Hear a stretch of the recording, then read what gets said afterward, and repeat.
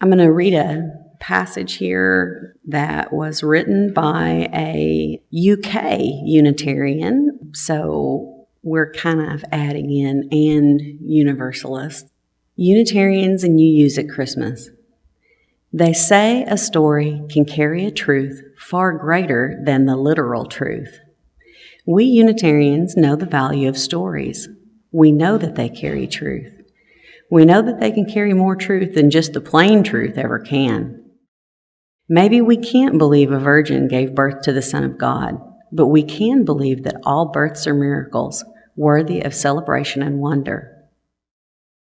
Maybe we can't believe angels brought revelations, but we can believe truth can be revealed through the actions and words of those who dare to speak it and to act it. Maybe we can't believe the angels sang to shepherds, but we can believe that those revelations about life can come to and through even those we think are the most humble. Maybe we can't believe the wise men traveled to see the newborn baby king, but we can believe that we should never be too lofty or think ourselves too clever or too rich to see the wonder and majesty in tiny things. Maybe we can't believe that Jesus brought back the light by redeeming our sins, but we can believe in a leader and teacher and prophet who brought and brings illumination to the lives of those who wish to listen. We can believe in the light. Always we can believe in the light. Maybe we can't believe the Christmas story, but we can believe in it as a story which points us to a truth greater than we can possibly imagine. And so we are here, Unitarian Universalists at Christmas, celebrating, and long may we do so.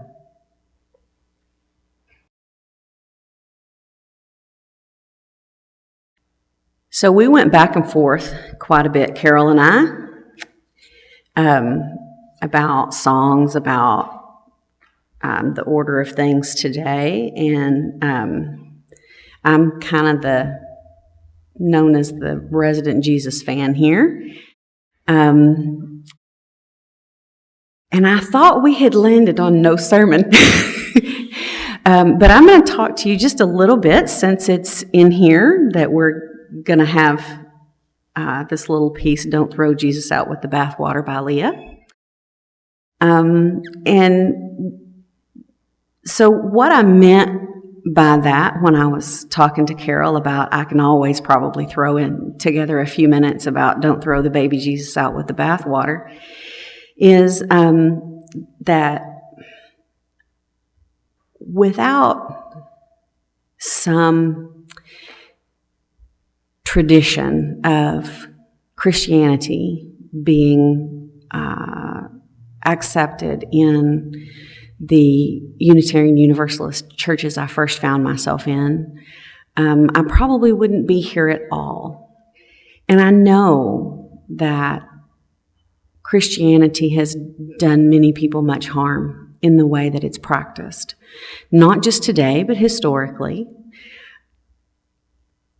Even before the Crusades, even before the name of presumably who I believe to be the greatest teacher was taken and co-opted and used for an evangelicalism that I don't even recognize. I've read a passage, I don't even know who it's from now, but it was kind of to the point of what do you expect us to do?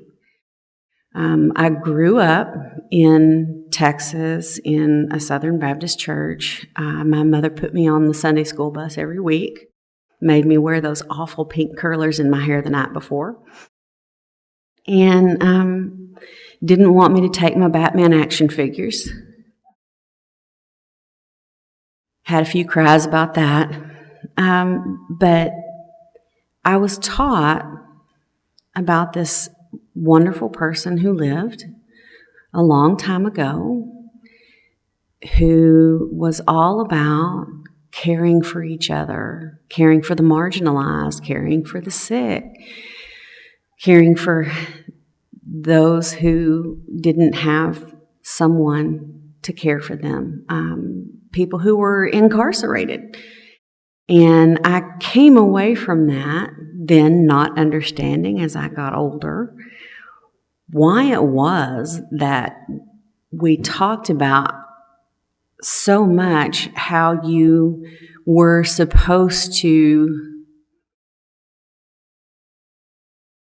believe all these things about Jesus teaching us the Sermon on the Mount and all the parables and the Good Samaritan, but then, we were supposed to act like a bunch of jerks about we were the only ones that were good and right and just.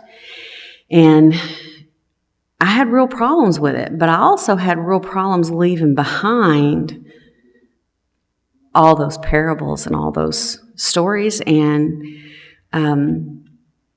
all those teachings about how we were supposed to be kind to each other and be generous with each other and be supportive of each other. And at Easter one year, I talked about the first time I ever went to a Unitarian Universalist church was the tiny little place in Arlington. And it was on Easter, and it was a big discussion about how we didn't have to believe in a literal raising of the dead to find importance in the story of this man, this prophet, who was executed for telling us all these things about how we should be kind and just and good and loving and caring and generous.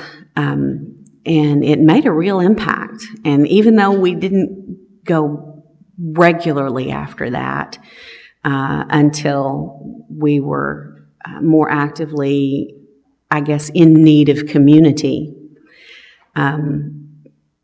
that really impacted me, that it was okay to talk about the good things that the stories in Christianity had taught us. And I have maintained that belief that this man, Jesus, was a great teacher. I would say the greatest for me. And I have run into occasionally Unitarian Universalist congregations that, despite the fact that we talk in many places about our Jewish and Christian heritage being one of the great sources of our beliefs, that sometimes, just the name Jesus makes people shudder. And that's really unfortunate. And so basically my 5 minutes on don't throw Jesus out with the bathwater is to not look to the Pauline traditions about how, we're supposed to wear coverings over our heads in church and not talk as women, and all those other things that are not even attributed to Jesus ever saying, and pay more attention to the Sermon on the Mount and the parables of always welcoming each other back, even when we've made big mistakes. And